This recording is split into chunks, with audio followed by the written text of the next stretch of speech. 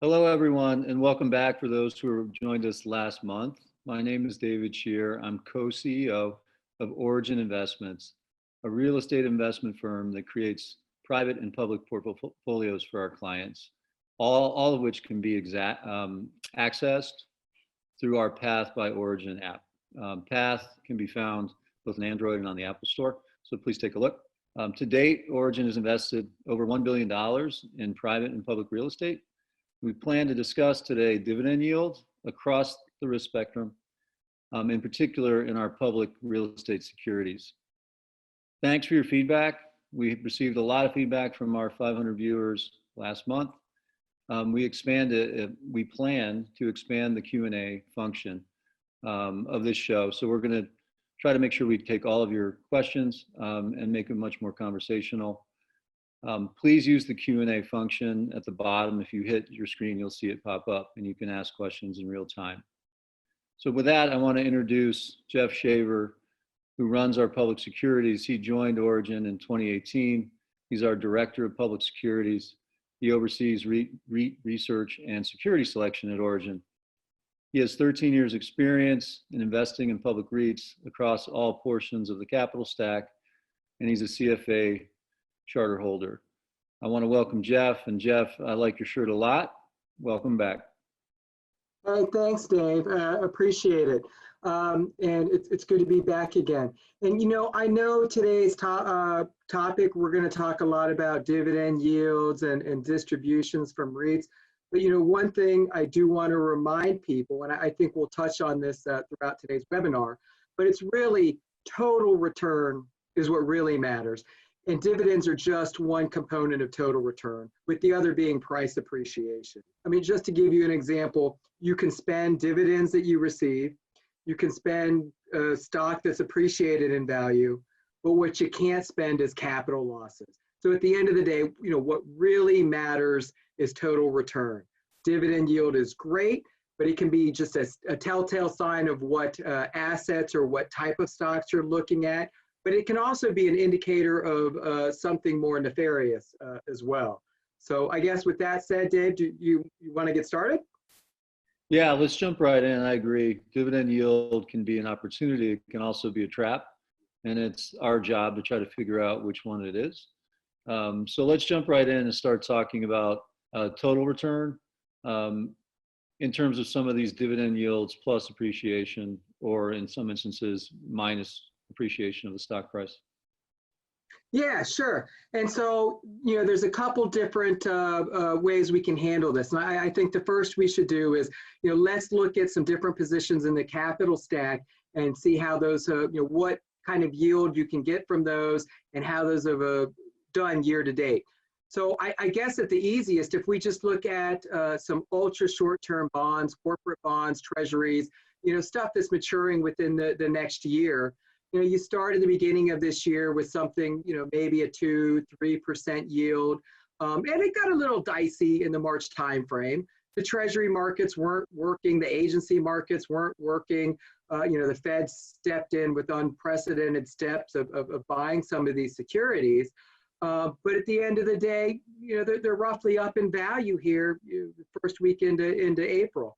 So maybe you started with a 2% yield, maybe they're down 1%, but you're up 1% at the end of the day. You have to feel pretty good owning assets that are up at this point in the year.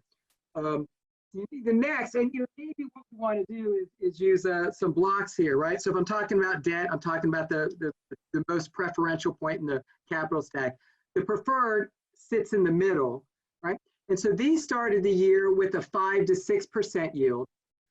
Through the first quarter, if you use an index, maybe they were down 22%. They snapped back a little bit in April and May. Maybe you're down 15% now. Again, they start with a higher yield than the short bonds, better yield than the equity. There were some times in March where they were down just as much as the equity, which normally shouldn't be the case. That's actually a sign of an opportunity. But again, today you're down 15%. Then you talk about the equity REITs, right? So we're talking about the first loss pieces. So the equity REITs kind of started the year with a 3 to 4% yield. If we use like the FTSE Nareit All Equity, first quarter they were down 22%, and as we stand today, they're still down 21%.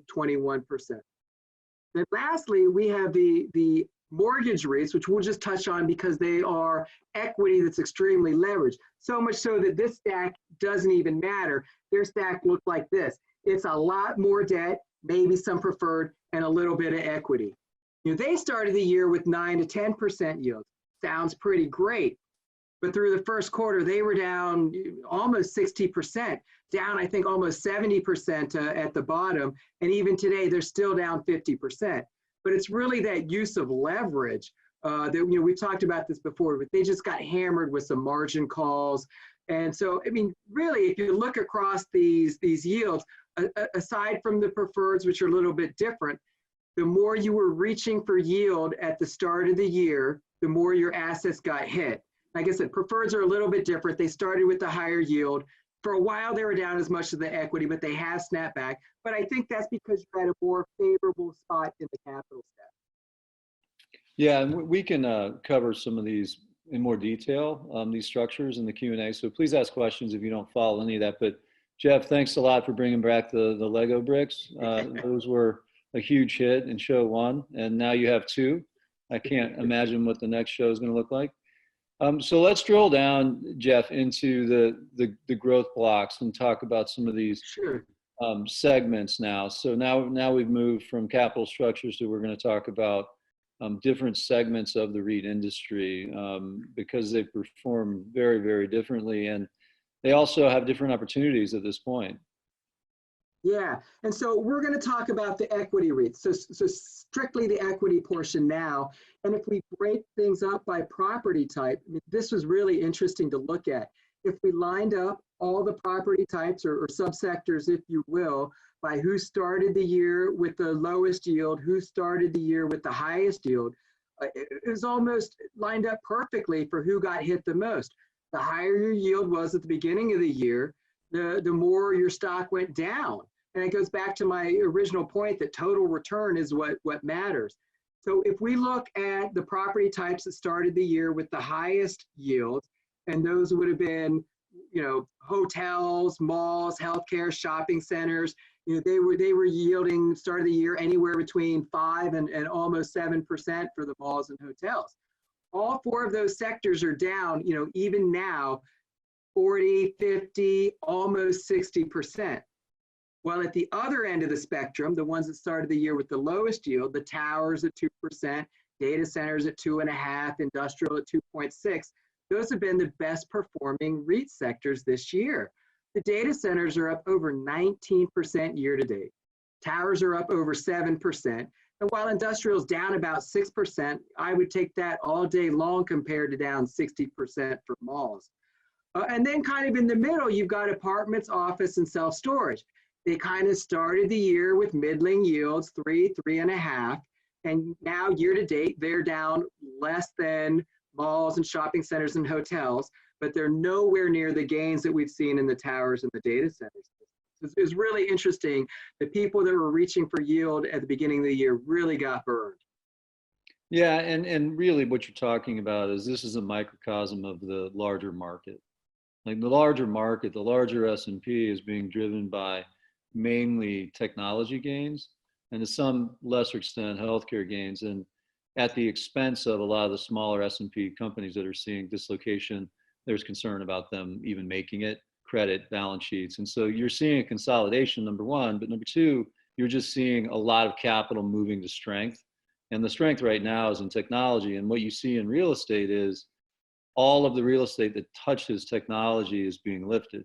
So data centers is the most obvious, and towers, right? So that's nothing more than the signals needed to do this technology, but also industrial, right? Because industrial, every Amazon type platform needs storage space and delivery space and last unit space, if you will, in the cities for delivery. So that's what we're seeing in real estate too.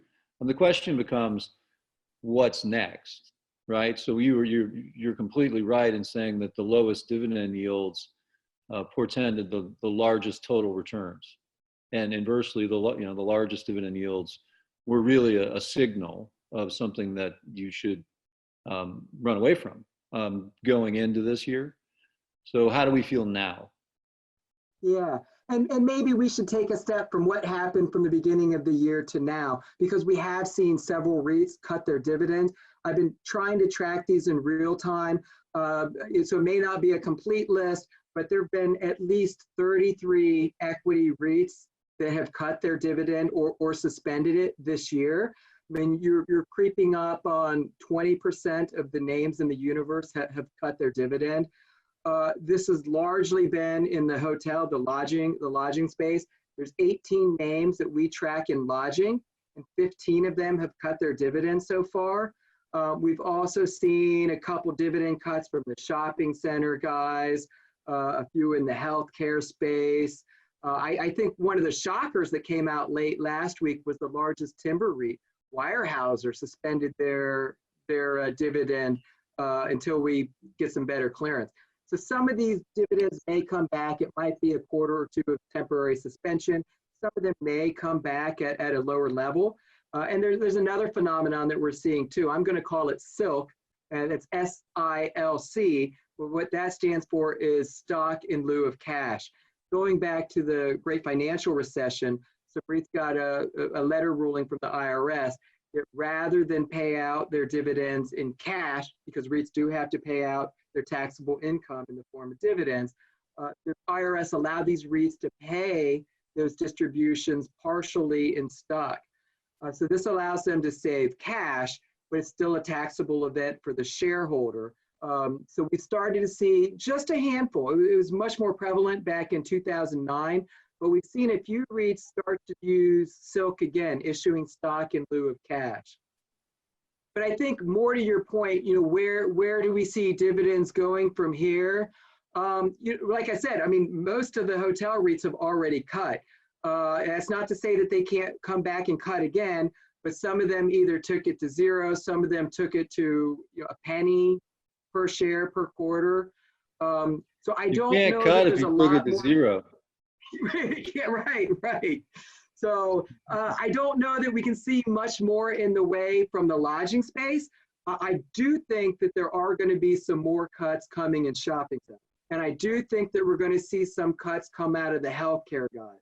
Now, just this week, we actually saw, I think, 3 healthcare REITs come out and declare their normal level of dividends, or the same level they've been paying at previously. So we've seen some good signs this week. In fact, there was even one healthcare REIT that increased their dividend this week. And if you're raising your dividend at this point, I mean, that's a strong sign for management that you think you're going to be able to hold that level. But on the other side, we've also seen, one of the big 3 in healthcare, Welltower came out this week and reduced their dividend just a little bit. I think it was like a 30% reduction. So I think we could see some more reduction of dividends in the healthcare space. Then you've got some sectors, and these are typically the ones that started the year as low payers.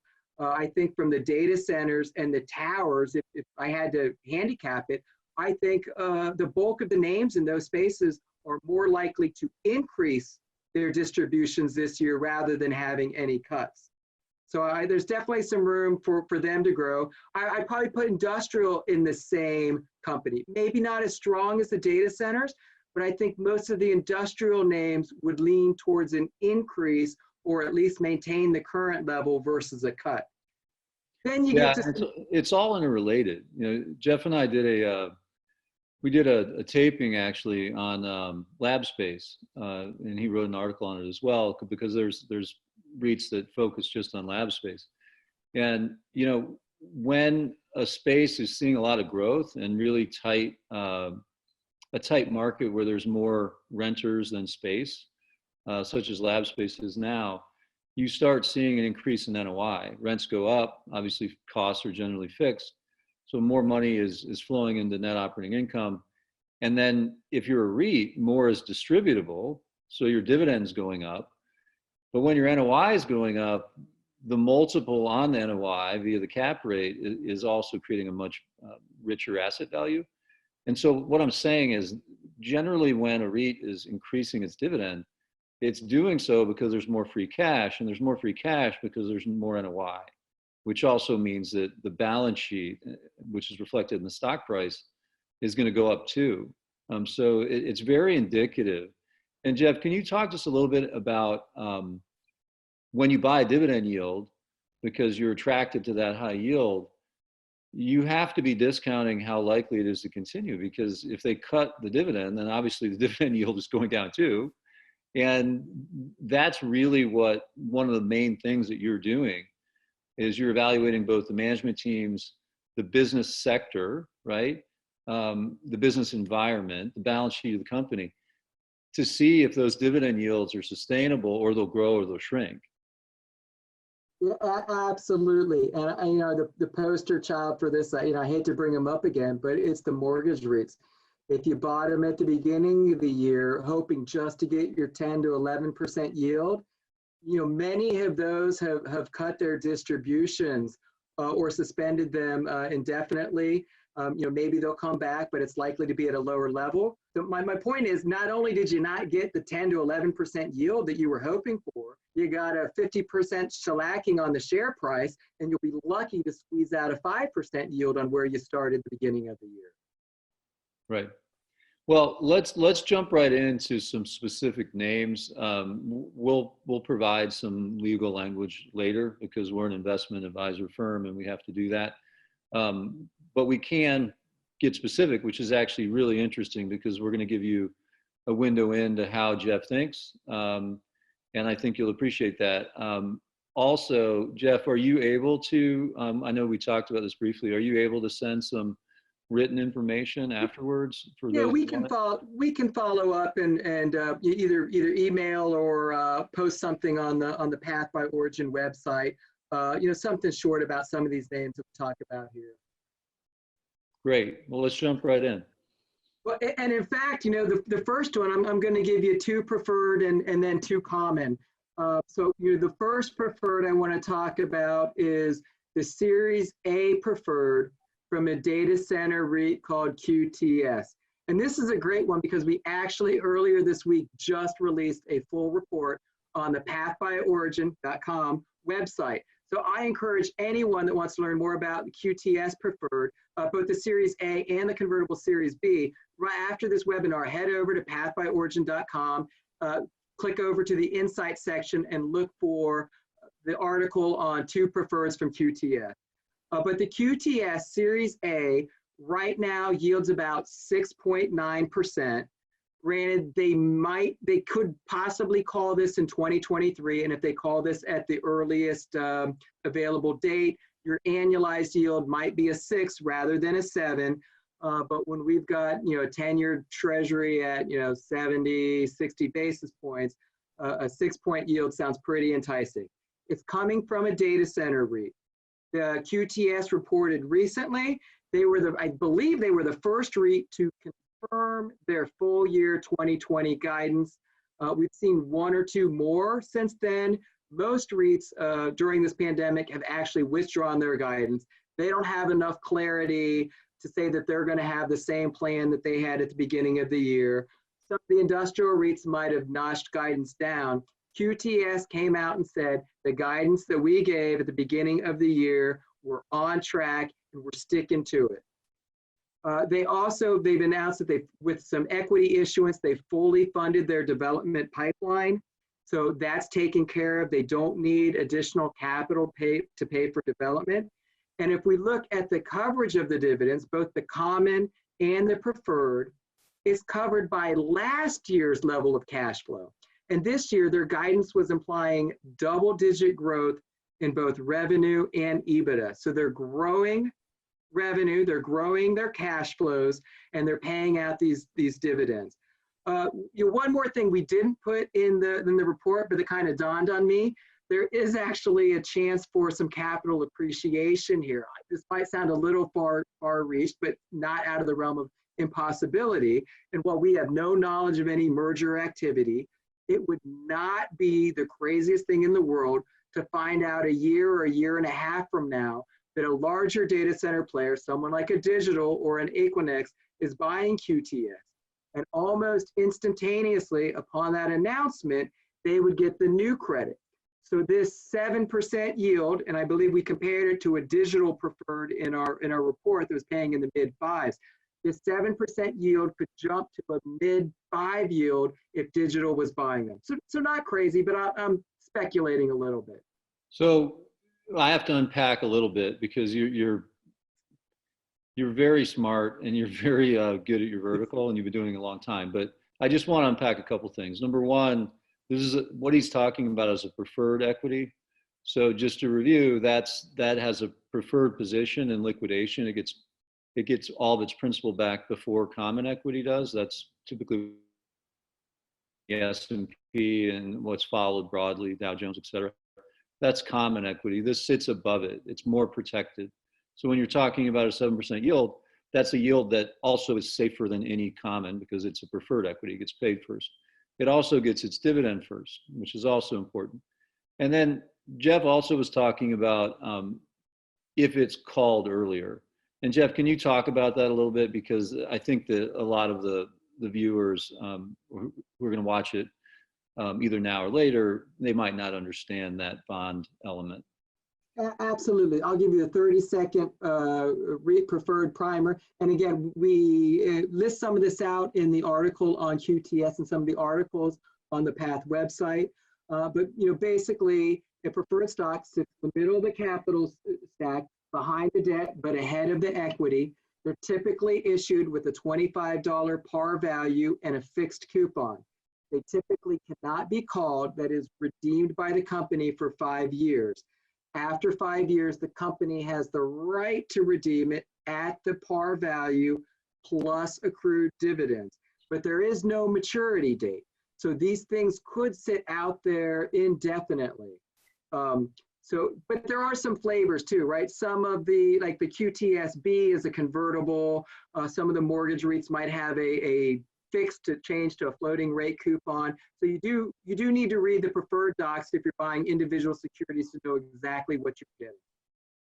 And then the last thing that Geoff was talking about is credit enhancement. And this can happen in both public and private, a public real estate security or a private real estate building. And I'll give you an example. We own an office building in Raleigh, and one of our tenants left the building, and we backfilled them with a AAA corporate, top 50 in the world balance sheet company. And it occupies a lot of the space in the building. So because we have such a large portion of our rent coming from such a strong balance sheet and long duration lease, that pushes down the cap rate because it's viewed as a much less risky asset, and those cash flows are much more certain. And so when you take, in Geoff's example, when you take a QTS and they're acquired by a better credit, if that were to happen, and let's say that the yield goes from 7 to 6, what he's really saying is, what's the percentage difference between 6 to 7, right? Well, what's 1/6? It's roughly 16%, right? To pull something through from 6 to 7. And so that's what he's saying the appreciation potentially could be. Obviously, it could happen, it could not happen, but just, to say it's going from 6 to 7, I believe you use 5.5 to 7. What he's really saying is there's a profit to be taken, a profit margin between that 5.5 and 7. And how much is it? It's the percentage between 5.5 and 7. And that would be obviously on top of the yield that you're getting as well. A compression in yield when you own the bond is a very good thing. I'll just say it another way. Geoff, can we move on to VNO? Yeah, sure. So another preferred that we like right now is the VNO Series M. So Vornado. Vornado is a New York City based owner and operator developer, primarily of office and retail. But they also, like here in Chicago, they own the merchandise market. So they own some trophy assets, but it's primarily Manhattan. But they've got an equity cap exceeding $7 billion. And they reported earlier this week, and don't get me wrong, everybody's going through a stretch of pain here. Their retail assets, they're having some of the same collection issues that all retail landlords are having. Office rents are getting paid better, But they've got such a fantastic balance sheet. And in fact, this week when they reported, as they reported the first quarter data, so as of March 1st, they had over $1.6 billion of cash on their balance sheet, just sitting there. They've also got this trophy condominium development project overlooking Central Park in New York, and they've got more condo units to sell. So they could have another $1 billion of cash coming in. So the balance sheet is strong. They've got significant cash. Yes, there was some talk on their earnings call that they're going to reevaluate the common dividend. So is there a cut coming for the common? Maybe, maybe not.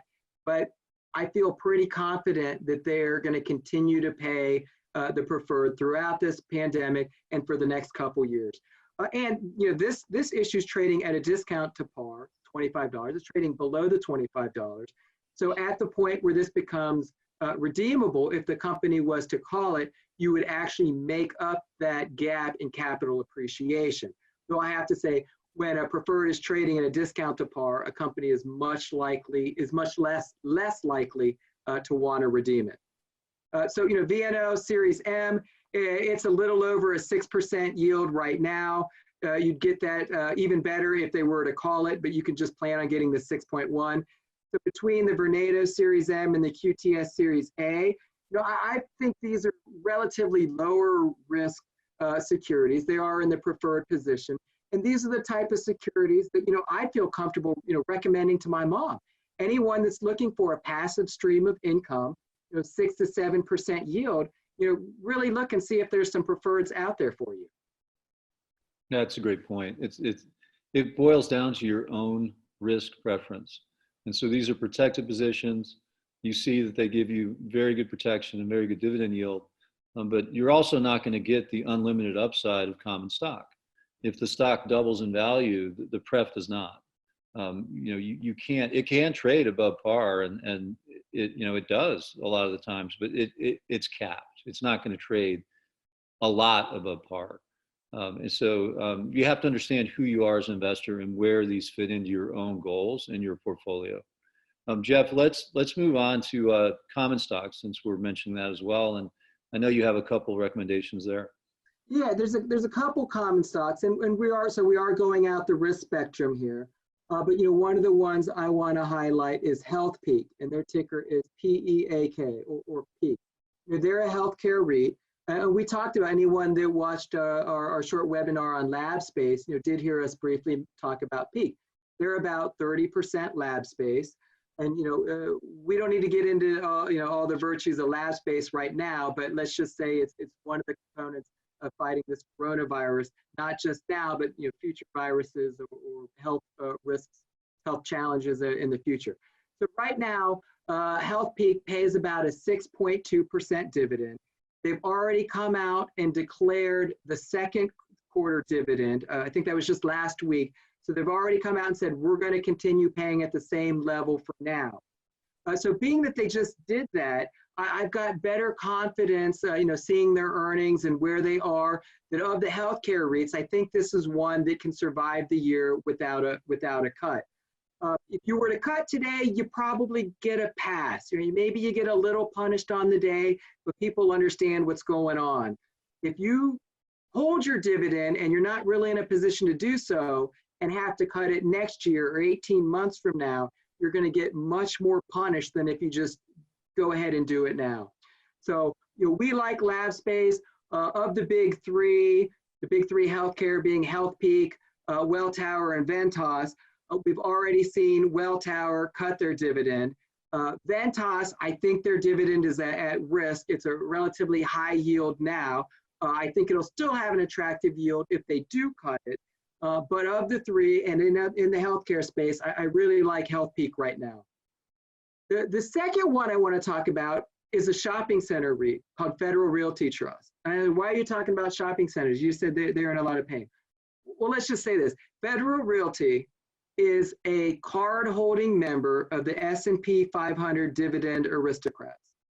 They have a 52-year history of increasing their dividend annually. They've got one of, if not the best balance sheet of the shopping center REITs.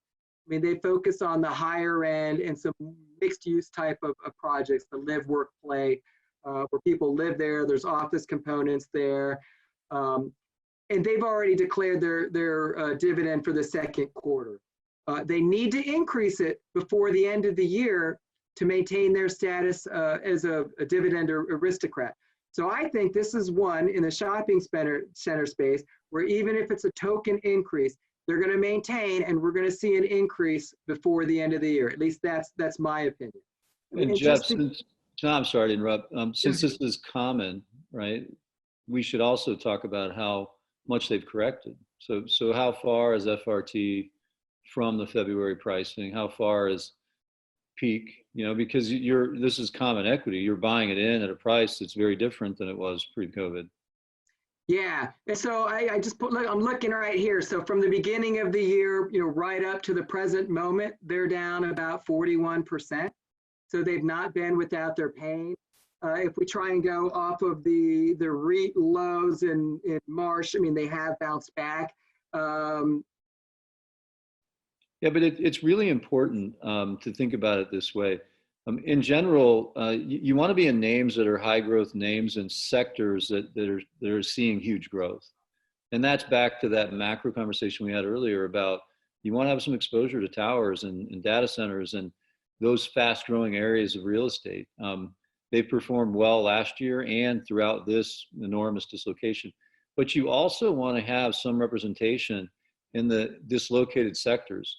Retail will be around. It's not dead. 85% of sales is still brick and mortar retail, and FRT owns really, really good assets. And importantly, they've maintained their dividend for over 52 years and increased it, right? Without any interruption. That's pretty remarkable. And you're getting an opportunity to buy it down 41%. You know, you probably want to take a look at owning a variety of different sectors, but importantly, when you go into a low growth sector and a disrupted sector, you have to be in best of breed management and balance sheets. And that's what you're getting with FRT. Absolutely correct. I mean, this falls in the latter category, the value category for sure. Easily the best quality assets and one of the best management teams within the shopping center space. So let's talk true disruption. You said you have a couple of hotels you want to talk about in the common space? Yeah, so we said 15 of the 18 lodging REITs have already cut their dividend. There's a third one that only pays semi-annually, and they're so small, it's like an 8 million equity cap. I'm not even going to waste time talking about it. That leaves two, Host, HST, and Sunstone, SHO. These ones are a little bit unique in that they pay a quarterly dividend, but then there's a big true up at the end. So whereas many of the REITs try and pay an equal amount over the year, these say, you know, let's be conservative. We'll give you something each quarter, and then we'll just make it up in whole at the end. And Host had been doing this. Granted, their year-end true-up is a much smaller component than Sunstone. Sunstone, trying to do the math in my head, 70–80% of your dividend comes at the end of the year lump sum. So I have a feeling that they can keep the recurring component going. You might not get as high of a return at the end of the year, but I think Sunstone, SHO, has a good chance of surviving the year without a cut. And if I had to pick a second one, it would be Host. Both of these have the best balance sheets within hotels. And hotels have just been beaten up hard. But at some point, they will reopen. Like I said, all the other ones have already cut. These two have not to date, and I think they could survive. So Host, right now, with last year's true up, it was yielding about 7.4. You strip out the at year-end true up, and it's around a 7%. And there's a chance they could keep it. But again, we're going even further out the risk spectrum than we were when we talked about federal, excuse me, and Healthpeak. And Sunstone, the recurring is a smaller portion. If you just include the quarterly recurring, it's a 2.3% yield. But when you include that special at the end of the year, it's 8.5. So I have a feeling that they'll continue with the recurring 2.3, but your end of year true up probably makes it somewhere in the middle of that, 2.5 to 8.5. It's just hard to say at this point. And where are these stocks trading off their February valuations? Just stock price? Off the end of the month in February? Sure. Yeah, that works. You on your Bloomberg terminal? Yeah, I am. So, I mean, at the end of the February, so, through March, April, and the first week of May, they're down, 23% for Host and 21% for Sunstone. On a year-to-date basis, both of them are just shy of being down 40% year-to-date. So they're down 40% year to date. And remember, we keep talking about these in terms of cash flows, and that's important. But remember, a stock is the present value of all future cash flows and the residual asset value too, right? The liquidation value at terminal time discount. So even if you're talking about, because if I'm sitting here thinking about a hotel cash flow stream, I would say, well, there is none. There's no one at a hotel. And that's actually true, but these have 40-year cash flow streams. So you'd be surprised how little it affects the total net present value of an asset if you believe that there's going to be normalization into the future. And that's really what the question you need to ask yourself is, before I invest in a hotel, I'm not talking about these companies. I know these are best in class. I just mean the sector. Do you believe that in 18 months, there will be a normalized world where people want to travel and go to hotels? And what about 3 years? And what about 4 years? Because if you don't believe that, you're starting to now dip into the future cash flow streams, and it's really starting to matter, right? And so with hotels, you do need to have an opinion that isn't, going to change in 3 months. Does that you agree, Geoff? Yeah, and absolutely. And this is a case where it's going to take some time to ramp back up these hotel operations and get bookings back up. And even if the demand doesn't reach the pre-pandemic level, I'm not sure that the long-term demand for hotel rooms is 40% lower than what it was pre-pandemic. Maybe it ends up being 5, 10% lower than it was, but hotels are not going to be impaired forever. I mean, don't get me, they got some wood to chop for sure, but we are going to see people travel. We will see business travel pick up. And we have seen some of these hotels in states that are, slowly releasing their restrictions. We have seen hotels start to open back up. Yeah. And so what you can see from the conversation is we covered dividend yield, but then we also started to sort of go through the various sectors you can take more risk, less risk. It's going to come, more risk does come with more yield. It's your job or our job to figure out what's an opportunity and what maybe isn't. We're going to answer some questions now. And the first one is interesting because the least risk you can take is really, look, the least risk you can take is to be in US government bonds, right? Which are anywhere from 0% up to, I believe the 10-year note yield was 6.63 today. So you can tie up money for 10 years at 0.63. You can be an FDIC insured checking account, and you'll receive, probably a few tenths of a basis point there. Geoff, if you want to take some unit of risk that's going to provide a return, for example, our safety block on our Path app and other products that sort of play in that space. Can you talk about that a little bit? Because the risk of being in 0% returns, it feels really good. You can sleep at night, but the problem is you're going broke slowly, right? I mean, you can't use that as an investment strategy for long periods of time. The cost of living goes up. And so if you're in zero, you're going to eventually lose. So that's a very big risk. So Geoff, talk about how you can keep your money working for you, but also sleep at night. Yeah, absolutely. So if you do need to de-risk your portfolio, the first thing to think about is where are your current positions within the capital stack. If you're in the equity, maybe it's time to shift some of that cash over into preferreds.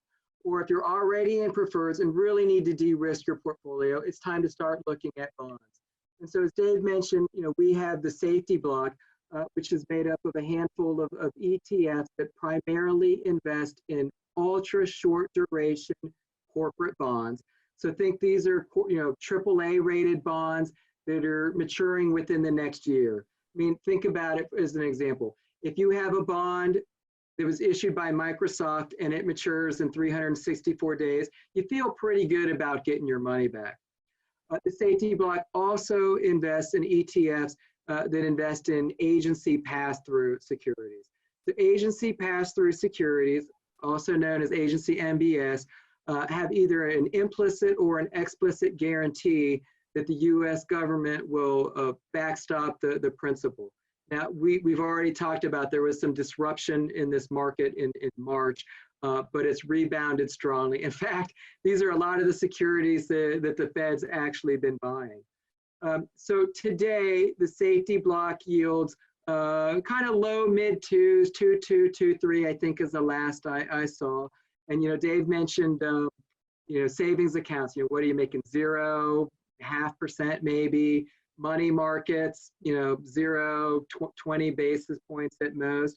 So, 2.2% yield today is a multiple of what you're getting in other cash accounts. Now, granted, these are risk assets, so it's not guaranteed by the FDIC or not insured by the FDIC. It's not a stable $1 money market fund. But really, the volatility that we saw of these, even in the panic days of March, these ETFs, really weren't moving more than 1, 2, or 2% in a given day. Whereas, some of the best stocks could be down 10, 15% in one of those days. So low volatility, higher yield of cash, low duration on the corporates. It's really a good idea to look at something like these ultra short bonds and agency bonds if you're looking to de-risk a portfolio. Yeah. Or for other things. Oh, I was just going to add, Geoff, what's really important when you get into these lower yield investments, and I would consider, 2.2%. I mean, it's a lower yield investment, very safe, but also low yield. You have to be very, very careful about getting into any sort of product that's high fee, because, think about, it's only, 50 basis points fee. Well, think about that as a portion of the yield. If you're only getting 2 and it's 50 bips, you're talking about a 25% fee ratio. I mean, that's crazy, right? So you really have to place yourself in products that are both good, risk adjusted, but also very efficient, right? And I know that our safety block is extraordinarily efficient, which is important. I'm going to move on. We have a question. We're going to move to Q&A. This is our take 5, and Geoff, I'll see what I'm going to answer, but you are the true expert, so most of them will come to you. First one is from Greg. What happens to commercial mortgage REITs like BXMT and KREF? Seems like their underlying assets are strong, so the debt you would think would not sustain many losses. I'm confused why the stocks went down so much, and they're still down so much, right? I mean, these are still down 45, 50%.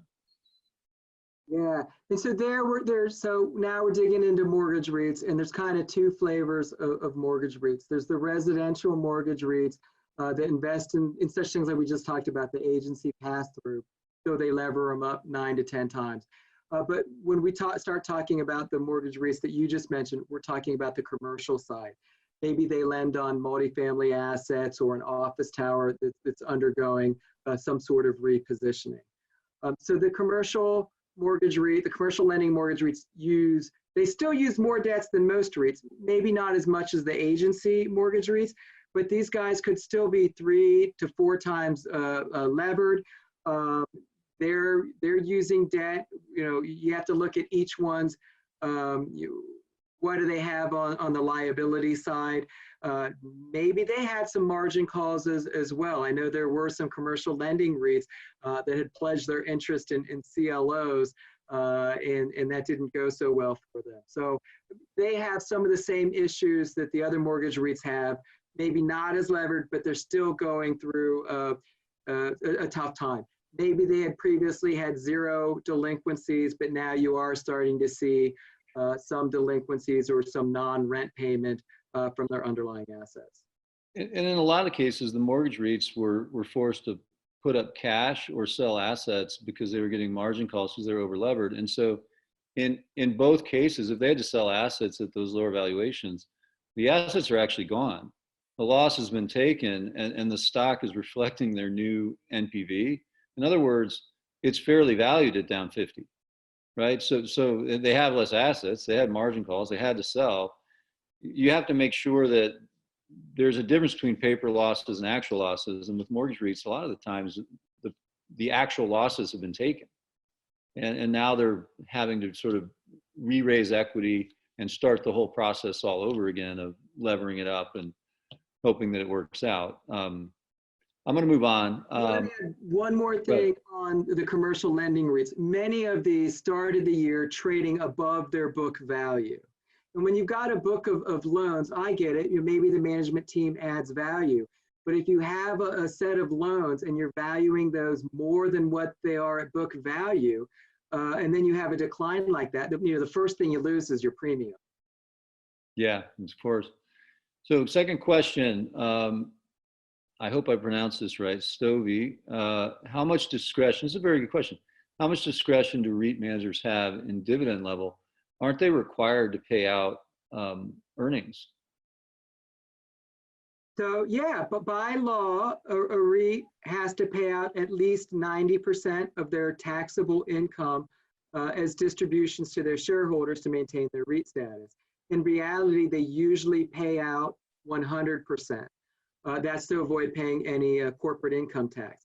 Now, there's some squishiness such that you can count, I want to make sure I get this right, you can count the first dividend of the year as credit towards the previous calendar year.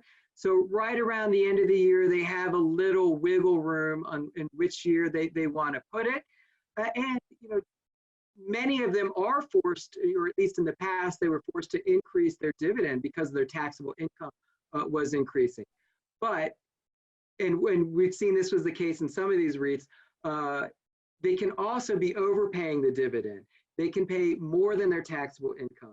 And you'll see this when you get your end of the year 1099 dividend statement. You'll see this as a return of capital. That means that it wasn't a capital gain that the REIT had. It wasn't from normal operations. They were overpaying the dividend. Now, there's all kinds of circumstances. Maybe it's a bridge year. Maybe they sold some assets for a loss that you could find yourself at a return of capital. But they can't overpay the dividend, and we're likely to see more of that this year. So they do have some discretion on how high they set it, but usually there is kind of a lower threshold on where they can set it based on their taxable income. Okay, I'm going to move on. Next question. Well, this is one that I'll answer. Can you repeat the REIT symbols you were talking about? And you know the leverage percentage for each. And I don't want to, I'm going to try to pronounce the name, but Manjit, we plan on sending, we'll send something that not only has the symbols, but has a little bit with a disclaimer about each of these stocks or preferreds. We're not, I mean, Geoff, you analyze all of these REITs, and so obviously you're an expert on them all. But we manage funds. And I think we should talk about that for a second, because even though we're going over a few stocks, that's not really what we are. We're not a come to Origin, be a stock selection show. That isn't what we are. We're fund managers. And we have funds that we believe give you not only the best stocks, but also the best mix of stocks to deliver the best risk-adjusted return through the portfolio itself.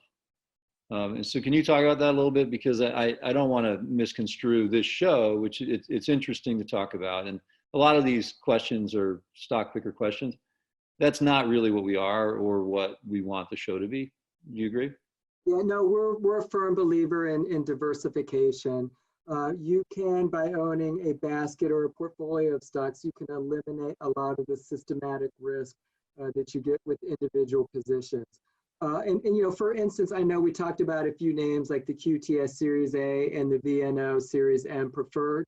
You can find both of those preferred in the income block at Path by Origin. So these are securities that we own within a basket. But there's other preferred positions in there as well. I just don't want to go over all of them because then this webinar would take entirely too long. Yeah, but some of the other benefits you get in being in an actively managed fund, which we have, is we rebalance, we tax loss harvest, we swap in and out companies based on what we see in the sector, the management team, the balance sheet in real time. And so we're a big believer, actually, especially in this space. It's good to have active management in this space. It's a niche space where we believe you can deliver alpha by being more informed than others. And I'm reticent to say, well, oh, it's, this is a good bet, this is a good investment, because the reality is everything changes. And if we say that in a point in time, it might be that we feel differently in a year, right? But you don't know that, but we know that. Anyway, I'm going to move on. I want to ask a question about, this is an interesting question. It's anonymous. Is it a good idea to buy REIT preferreds using small amounts, less than 50% of margin debt, given that the cost to borrow is so low and the preferreds are such low risk investments themselves?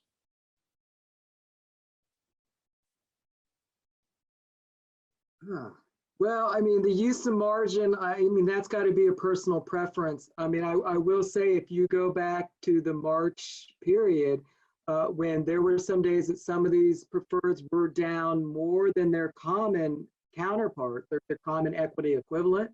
And that's because you had some forced sellers and you get a little bit less volume or liquidity. I mean, they're still relatively liquid and you can trade them day in, day out. But when you're managing an institutional size block and you're forced to sell a preferred, you can weigh on the space.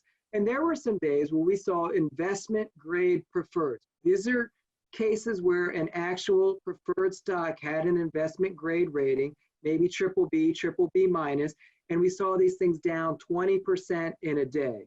Now, I think that's a great opportunity to buy them. But had you bought them the day before on margin, you're probably now getting a margin call asking you to pony up more cash. Right, and exactly. I agree. I don't have an answer for that. That's up to the individual investor and their risk tolerance.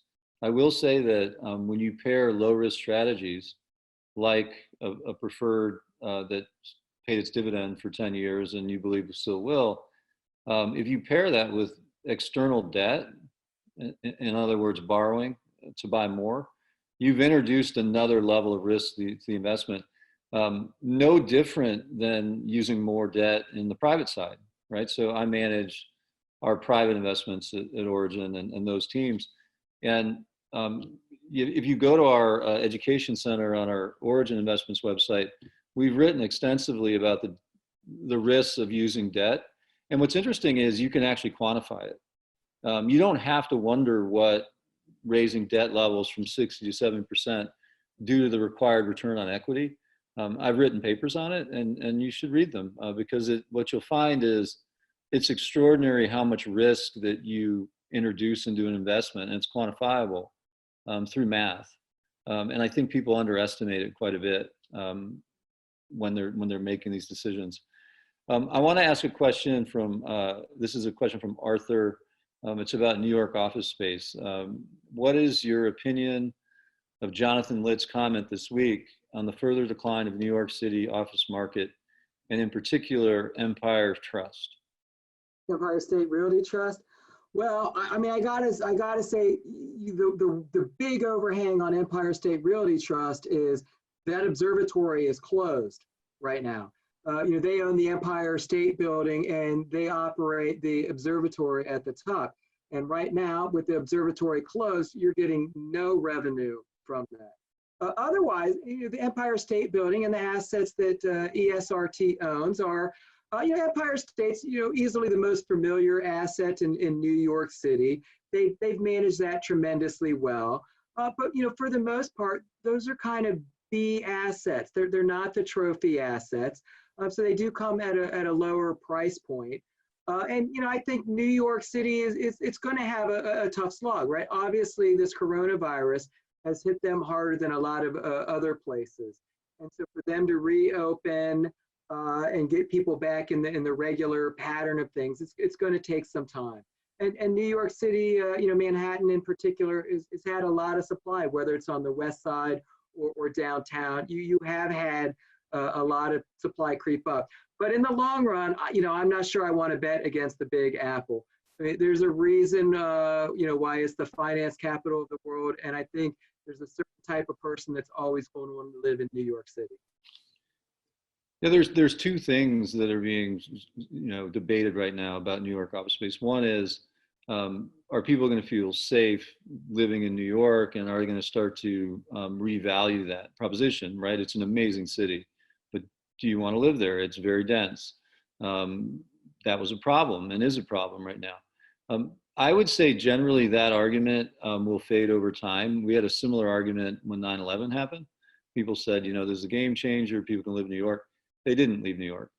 Things actually were quite good for the next 10 years, and they actually grew quite a bit.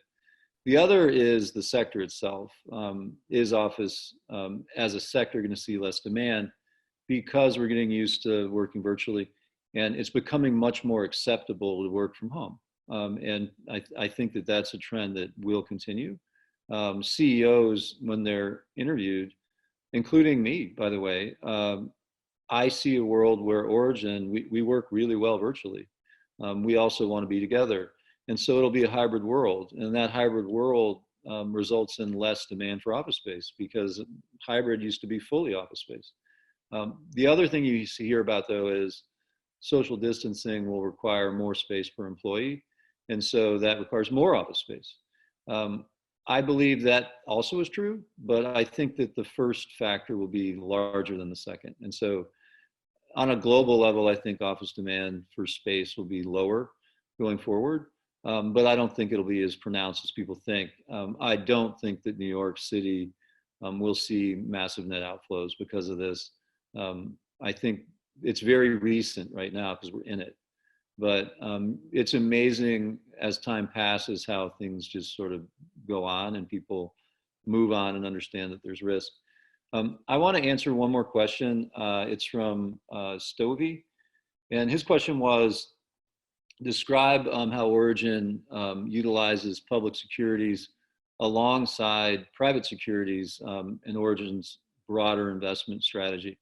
It's interesting because we've been doing privates for over 12 years now, and publics is only about 2 years old at this point. So it's a relatively new platform, but we want to have our investors see it all. We want them to have great exposure to private and public. And we've done a lot of research and read a lot of research on sort of the optimal, if you were an investor that's an accredited investor and has a risk tolerance that is one that wants both public and private in their portfolio, there's huge benefits to being in both because they don't correlate completely with each other.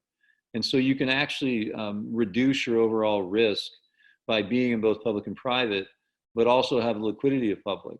And so we're really interested in expanding the idea of being in both public and private for our investment partners and clients. And I believe that we're, if not the only, we're probably very unique in that we offer all of that through one seamless technology, which we call Path by Origin. So you're getting real-time public and private investments, but also reporting on that in real time in one interface. So we're super excited about it. I'm a huge user of the product, both on the public and private side, and hopefully you'll also take a look.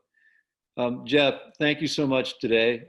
You raised the stakes on me with the shirt, so I'm gonna have to. I might up it on you and wear my Origin vest next time. All right. And I'll grab a hat then. Perfect. I'm the one who needs a hat. I haven't had a haircut in quite a long time. But thanks everyone for their time. Please send your questions and importantly your feedback. What about the show did you enjoy? What would you like to learn more about or go deeper into? We'll follow up with the items that we talked about. We're all going to get through this. We'll get to the other side and stay safe. We'll talk to you soon.